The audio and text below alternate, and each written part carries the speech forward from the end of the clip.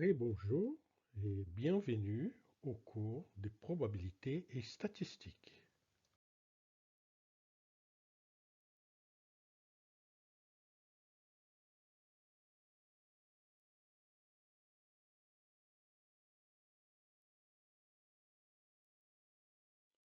Aujourd'hui, nous allons étudier la représentation des variables aléatoires.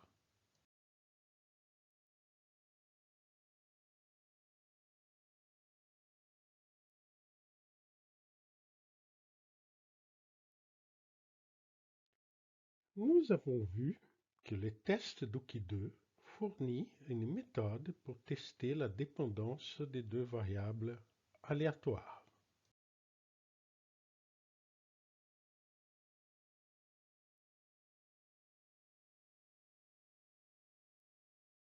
Cependant, le test d'Oki 2 ne fournit qu'une seule indication. Nous acceptons ou nous refusons l'hypothèse d'indépendance. Ce test ne permet pas de déterminer la relation entre les variables. Lorsque nous arrivons à la conclusion que les variables sont dépendantes, par exemple, lorsque les tests de Q2 rejettent l'hypothèse d'indépendance, ces résultats ne nous disent pas encore comment les variables sont connectées, comment une variable évolue en fonction de l'autre. Pour déterminer complètement les relations entre les variables, il est indispensable de construire une représentation d'une variable en fonction d'une autre. Il existe de différentes méthodes pour déterminer la représentation d'une variable en fonction d'une autre. Cependant, les techniques les plus répandues et les plus performantes sont les techniques dites de quantification d'incertitude. Comment fonctionnent les techniques de quantification d'incertitude? Prenons comme exemple la situation où nous avons deux variables x, y qui sont dépendantes. Il n'y a pas une indépendance entre elles. Il existe donc un lien entre ces deux variables, mais ce lien est inconnu. Nous pouvons imaginer les liens entre ces deux variables comme une boîte noire. À l'entrée, une des deux variables, par exemple x, est retenue par la boîte noire qui la transforme et fait sortir la variable y. Nous ne savons évidemment rien de ce qui se passe à l'intérieur de la boîte noire. La seule chose que nous observons, c'est qu'il y a une relation entre y et x. Cependant, un théorème classique des mathématiques, les théorèmes des fonctions implicites, nous indique que si deux variables sont liées par une équation quelconque, f de x, y égale à 0, et cette équation est régulière, alors y est une fonction de x localement. Examinons ce théorème un peu plus en détail. Voici la situation. Un axe horizontal représente x, l'axe vertical représente y, et nous avons une courbe qui représente la relation entre x et y, qui est traduite par l'équation f de x, y égale à 0. Considérons un point sur cette courbe, un point xy qui vérifie l'équation f de xy égale à 0. D'après le théorème, nous pouvons trouver une petite région autour de ce point où nous pouvons représenter une des variables en fonction de l'autre.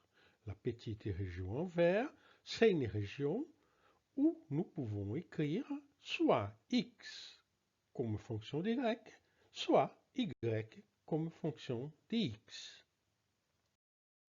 Revenons à notre boîte noire. À l'entrée, nous avons la variable x. Nous ne savons pas ce qui se passe à l'intérieur de la boîte. Quelles sont les transformations subies par la variable x. Mais nous observons qu'à la sortie, nous avons la variable y qui est une conséquence de l'entrée de x. Nous pouvons interpréter ces mécanismes comme étant une équation de la forme f de x, y égale à 0, mais avec f totalement inconnu. Mais le théorème de la fonction implicite nous permet d'écrire y comme fonction de x. La question alors est la suivante. Comment déterminer cette fonction? Commençons notre étude par une situation simple, celle où nous souhaitons déterminer une approximation linéaire de la fonction y de x. Notre objectif est donc déterminer une expression de la forme a1 fois x plus a0 qui représente la fonction y. Nous notons l'expression a1x plus a0 py. En effet, il s'agit d'un problème connu en mathématiques, étant donné l'ensemble des fonctions affines de x, c'est-à-dire toutes les fonctions z ou toutes les variables z de la forme alpha x plus bêta, et étant donné y qui n'appartient pas à cet ensemble. Nous souhaitons déterminer py qui est de la forme a1x plus a0. Il s'agit donc d'un élément de l'ensemble des fonctions affines de x. Et nous souhaitons de plus que cet élément soit le plus proche possible de y. En mathématiques, nous savons qu'il s'agit d'une projection orthogonale. Les vecteurs y moins py sera orthogonal à l'ensemble des fonctions affines de x. De manière un peu plus formelle, définissons S comme étant l'ensemble des fonctions affines de x. Ce sont toutes les variables z qui sont de la forme alpha x plus bêta. Nous souhaitons déterminer py, un élément de S, tel que y moins py soit orthogonal à S. En mathématiques, cet élément est connu comme étant la projection orthogonale de y sur S. Pour déterminer cette projection orthogonale, nous avons une procédure bien établie. Commençons par remarquer qu'S est un sous-espace vectoriel. Une base de S est formée par deux éléments. L'élément 1, la fonction constante égale à 1, et la fonction x. Tout élément de x s'écrit comme alpha fois un élément plus bêta fois l'autre élément. Il s'agit d'une combinaison linéaire des éléments de la base. Étant donné que py est un élément de S, la projection orthogonale py a la même forme. Elle s'écrit sin x plus c0.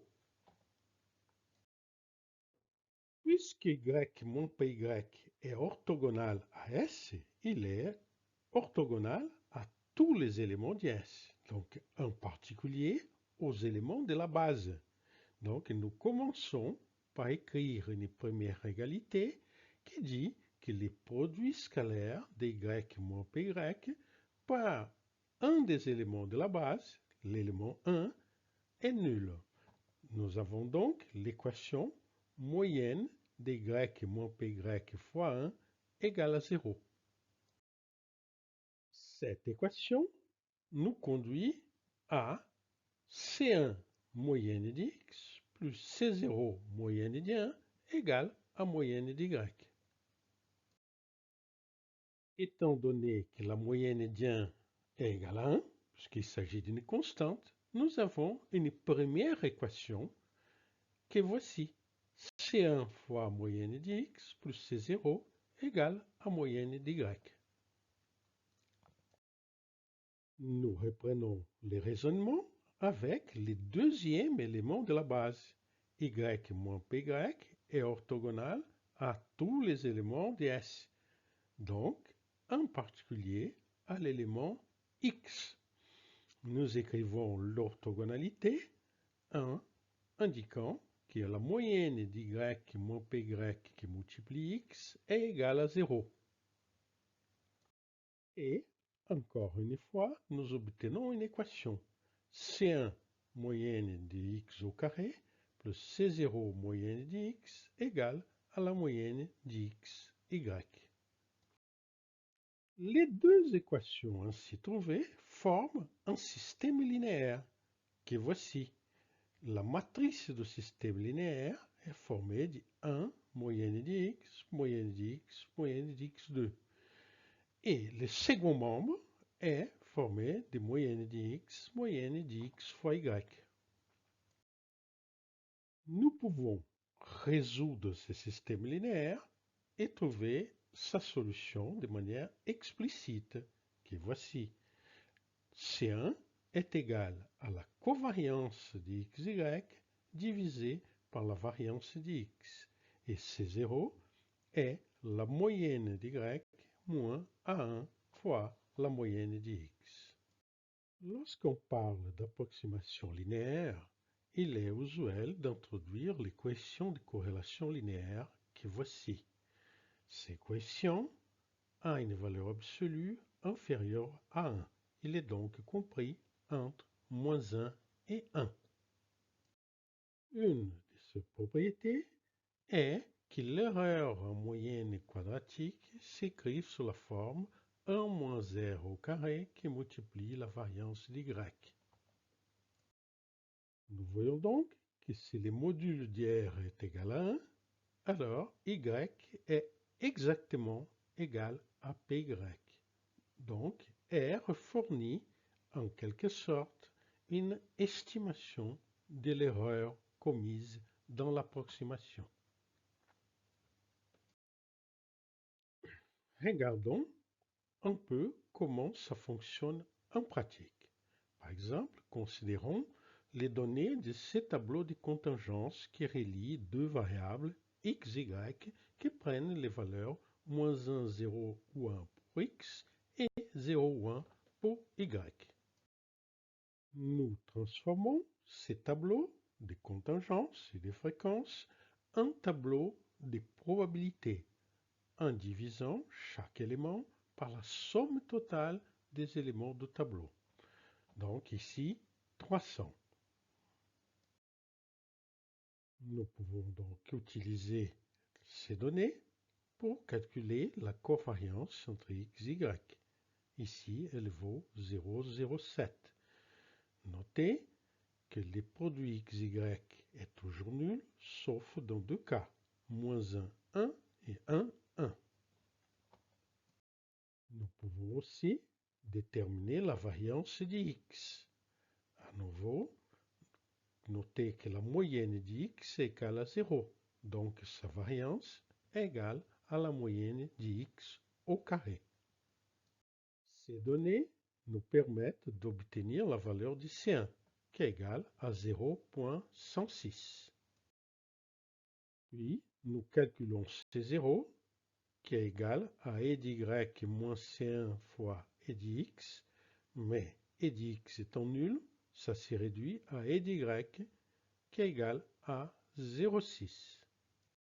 Nous obtenons donc notre approximation y est approchée par 0,106x plus 0,6. Le fait qu'il y ait une expression dx qui correspond à une approximation d'y indique que les variables ne sont pas indépendantes. Considérons maintenant un tableau légèrement différent. les chiffres maintenant sont 30, 70 dans la première ligne, 70, 30 dans la deuxième et 30, 70 dans la troisième ligne. Comme dans les cas précédents, nous transformons les tableaux en tableaux de probabilités en divisant chaque chiffre par le nombre total d'éléments dans les tableaux. Nous obtenons les résultats que voici. Dans ces cas, la covariance entre x et y est nulle, ce qui conduit à C1 égale à 0.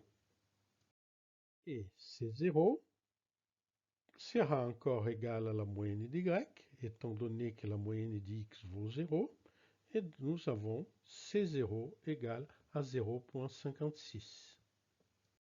Ainsi, notre approximation d'y comme fonction linéaire d'x serait y égale à 0,56. On note que x n'apparaît pas dans l'expression de l'approximation d'y. Cela veut-il dire que les deux variables sont indépendantes? Nous pouvons examiner cette hypothèse à l'aide d'un test de Q2. Lorsqu'on le calcule, les Q2 vaut 43,44 alors que la valeur critique de Q2 est de 5,99. En conclusion, le test de Q2 conduit au rejet de l'hypothèse d'indépendance entre les variables. Considérons un deuxième exemple où les chiffres sont ceux-ci. La première ligne, 0, 100, puis 100, 0, et puis 0, 100. Comme dans les cas précédents, nous transformons ces tableaux en tableaux de probabilités en divisant par le nombre total d'éléments.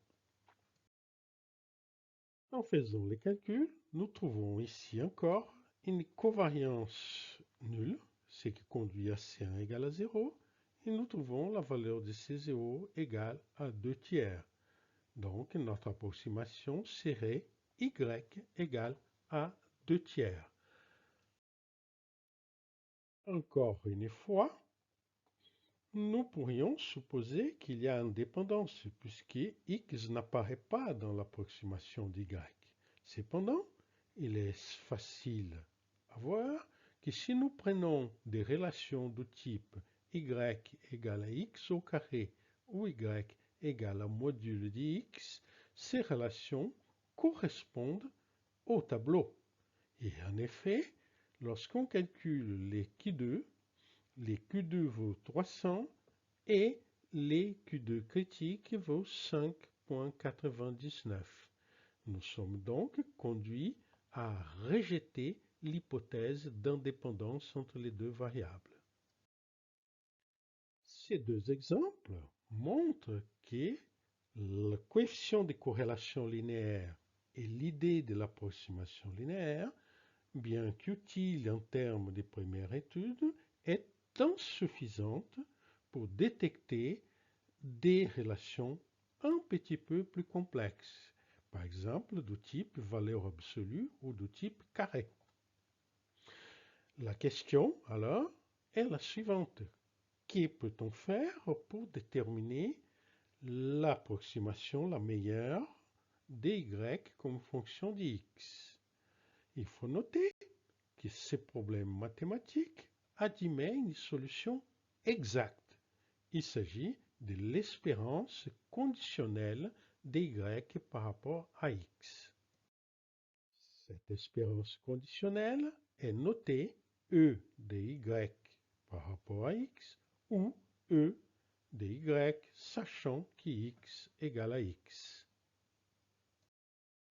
L'espérance conditionnelle est la meilleure approximation possible dy par une fonction de x.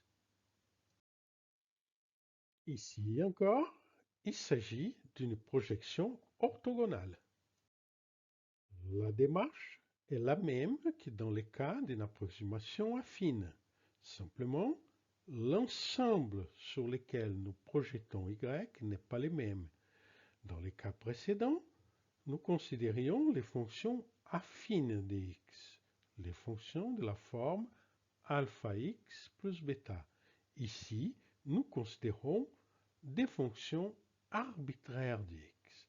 Quelle que soit leur forme, elle appartiendra à l'ensemble. Comme dans le cas précédent, la projection orthogonale PY est caractérisée par le fait qu'il s'agit d'un élément de l'ensemble et qu'Y moins PY est orthogonal à tout élément de l'ensemble des projections.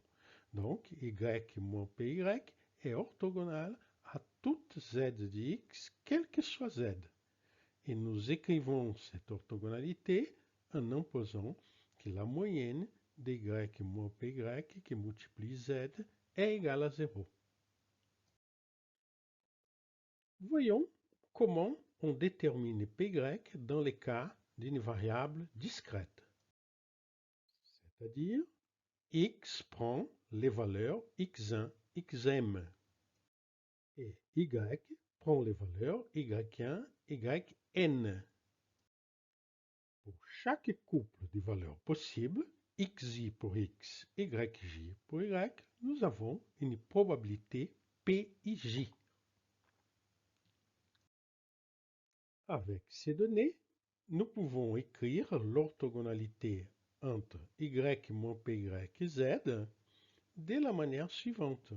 Il s'agit de la double somme sur ij de PIJ yj moins py d'xi qui multiplie z de xi. Cette double somme doit être nulle pour tout z.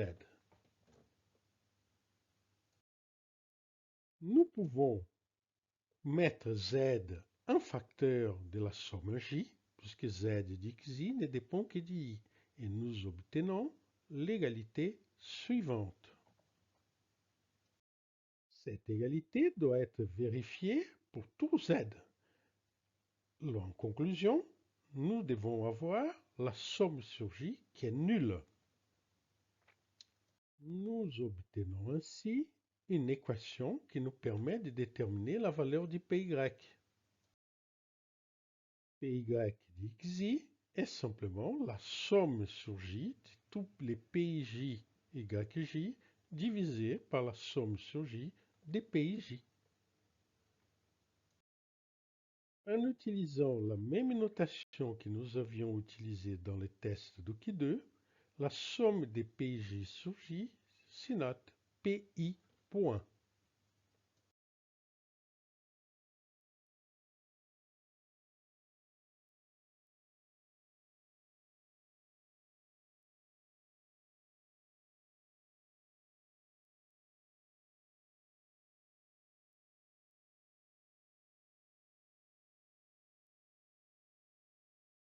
Appliquons ces formulaires aux situations que nous avons étudiées précédemment. Reprenons les premiers tableaux de contingence.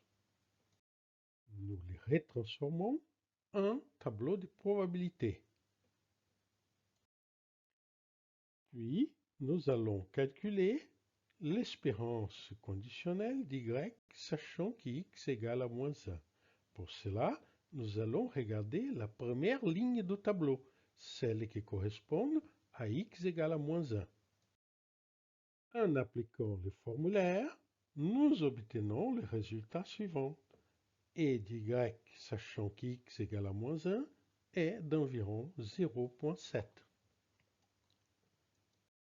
Nous pouvons répéter les calculs pour la ligne suivante, la ligne de 0.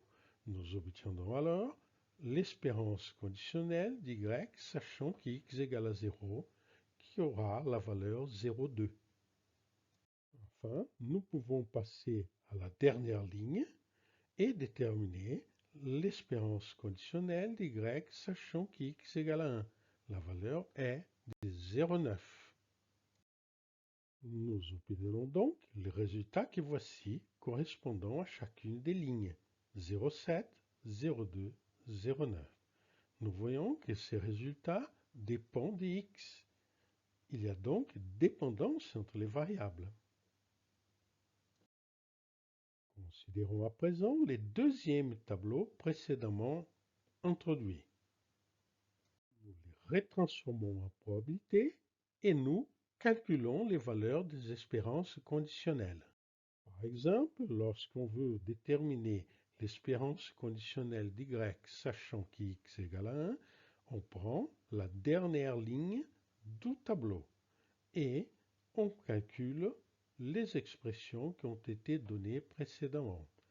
Nous obtenons la valeur 0,7. Nous avons donc pour la première ligne 0,7, pour la deuxième 0,3, pour la troisième 0,7. Encore une fois, le résultat dépend d'x. Il n'y a donc pas d'indépendance entre les deux variables. Enfin, prenons les derniers tableaux précédemment introduits. 0,100, 100,0, 0,100. Nous pouvons les retransformer en tableau des probabilités et déterminer les espérances conditionnelles, qui dans ces cas correspondent à 1, 0 et 1.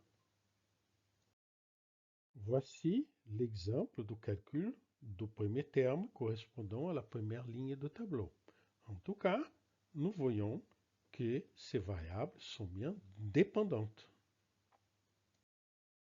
Que se passe-t-il lorsque les variables ne sont pas discrètes mais continues?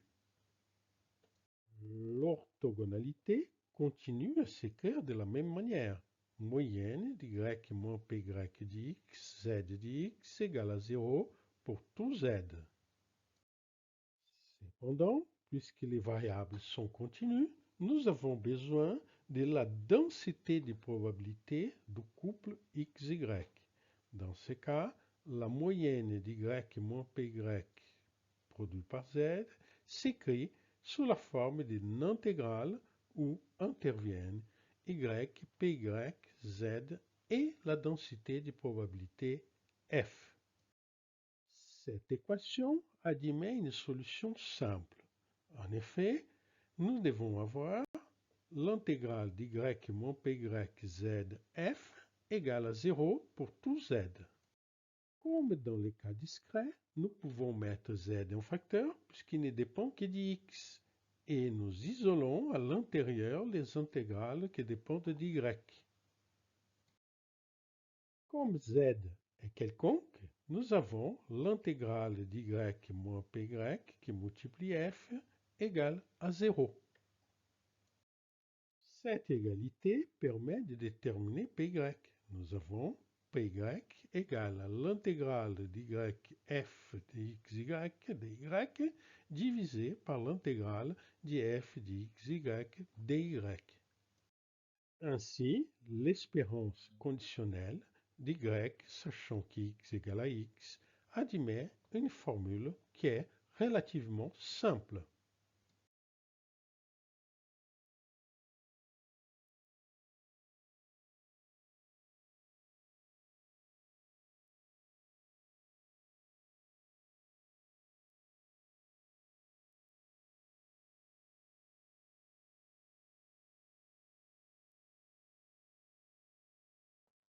La manipulation de cette formule ne pose pas de difficultés majeures lorsque nous connaissons les données. Par exemple, si x de oméga égale à oméga au carré, y de oméga est égal à oméga 4, avec oméga appartenant à l'intervalle 0,1 et une fonction de masse mu de oméga égale à 1, la fonction de masse permet de déterminer la probabilité d'un intervalle AB. On intègre la fonction de masse sur cet intervalle. Ainsi, probabilité de AB est égale à l'intégrale du mu de A jusqu'à B.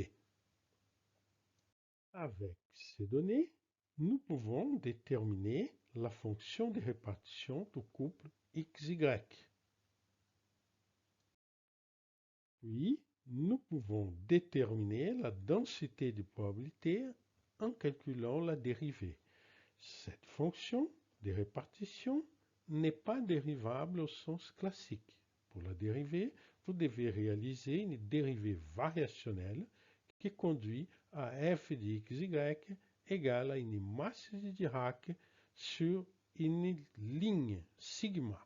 Cette ligne est la ligne sigma formée des points x, y tel qu'y égale à x au carré. Dans ces conditions, nous pouvons trouver facilement que la moyenne conditionnelle d'y, sachant qu'x égale à x, est égale à x au carré.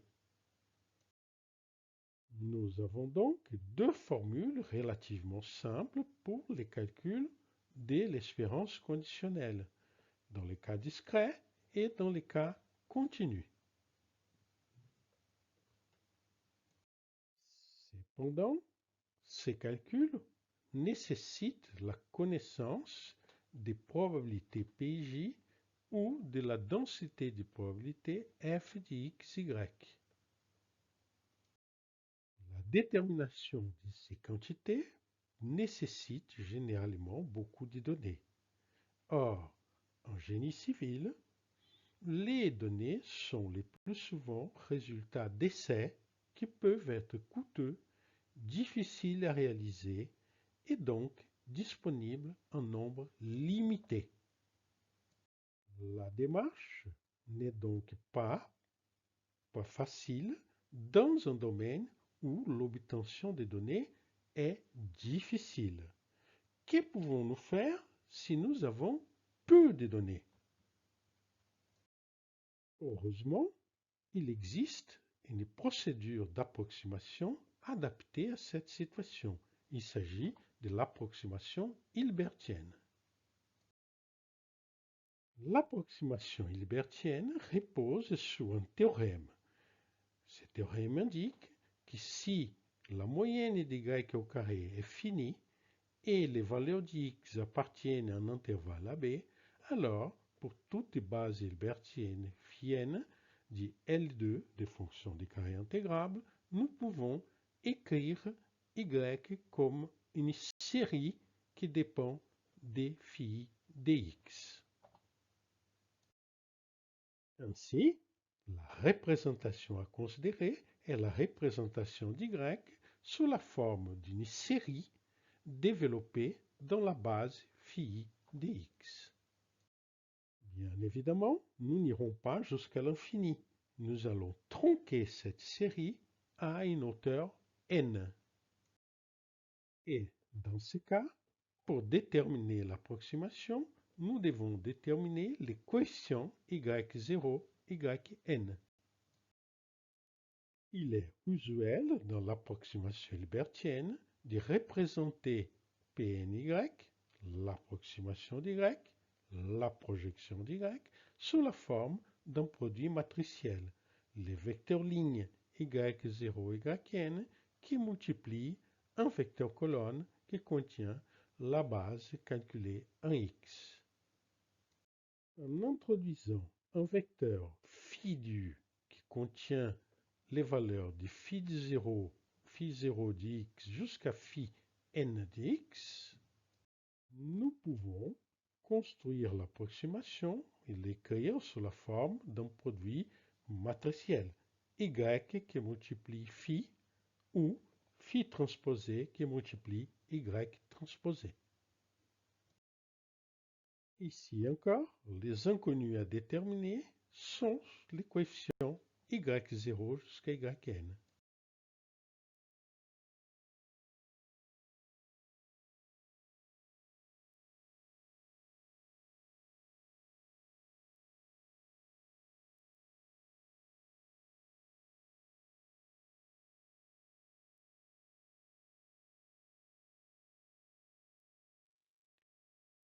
Parmi les bases hilbertiennes les plus utilisées, nous trouvons les polynômes et les fonctions trigonométriques.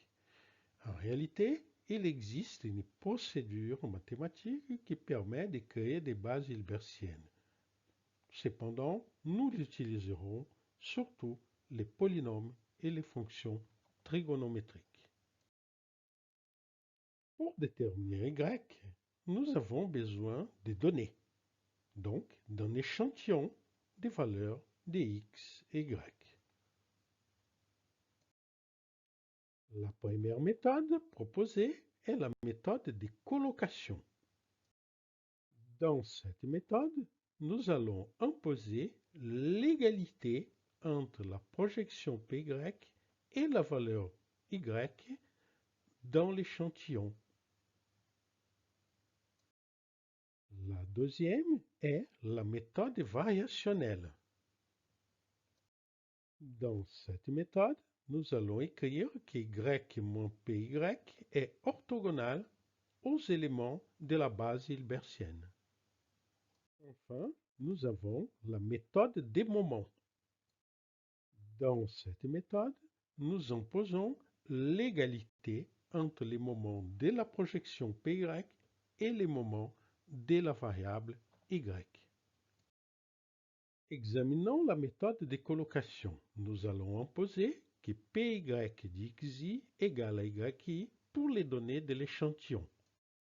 C'est-à-dire que l'approximation somme de j égale à 0 jusqu'à n de yj phi j de xi est égale à xi.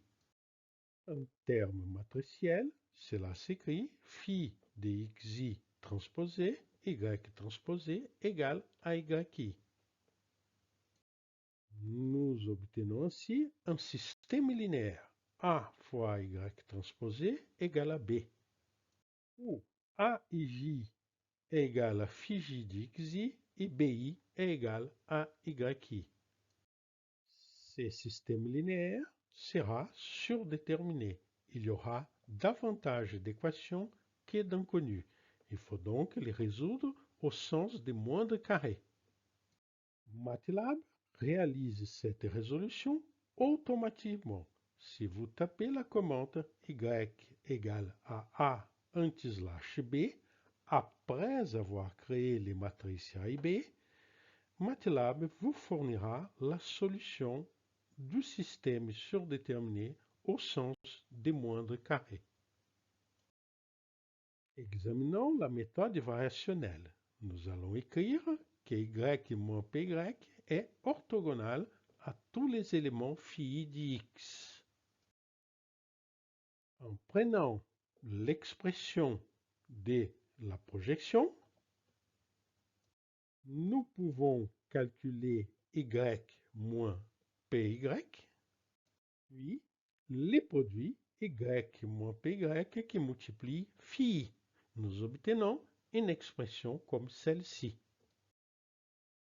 Donc, l'orthogonalité entre y moins py et phi s'écrit de la manière suivante. Il s'agit encore d'un système linéaire. AY transposé égale à B. Simplement, la matrice A, maintenant, est une matrice carrée qui contient n plus 1 éléments. AJ égale à la moyenne de phi I, phi J, et BI égale à la moyenne d'Y, phi I. Ce système linéaire admet une solution unique.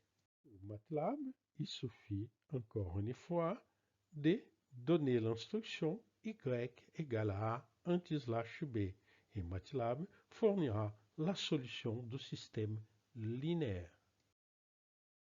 Enfin, examinons la méthode des moments. Nous allons imposer que les moments de py coïncident avec les moments de y. Cette approximation est basée sur le théorème de Lévy, qui dit que si yn converge vers y en distribution, alors la fonction caractéristique de yn converge vers la fonction caractéristique d'y ponctuellement. La fonction caractéristique étant égale à la moyenne d'exponentielle d'it y. En utilisant un développement en série de l'exponentielle, nous voyons que l'exponentielle d'it y est représentée par une série qui contient les moments e de y puissance k. Nous pouvons donc approcher la fonction caractéristique d'y à l'aide d'une somme finie. Imposer l'égalité revient à imposer que la fonction caractéristique exponentielle de ITPY en moyenne est une approximation de la moyenne d'exponentielle d'ITY. L'égalité définit PY à l'aide de ces moments. Nous devons donc déterminer l'équation Y qui permette de réaliser l'égalité moyenne de PY à la puissance K égale à moyenne d'Y à la puissance K.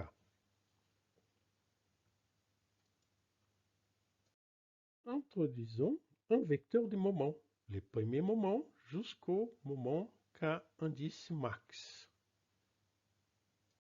Considérons les mêmes vecteurs de moment pour la projection. Nous devons résoudre le système d'équations non linéaires m de py égale à m d'y. Une alternative consiste à minimiser la différence entre m de py et m dy. MATLAB propose trois fonctions qui peuvent être utilisées pour cela. fsolve, fminenc ou fminsearch. Il est temps de passer à la pratique. Nous allons donc mettre en œuvre ces méthodes et vérifier leur comportement numérique. Merci pour votre attention. Au revoir.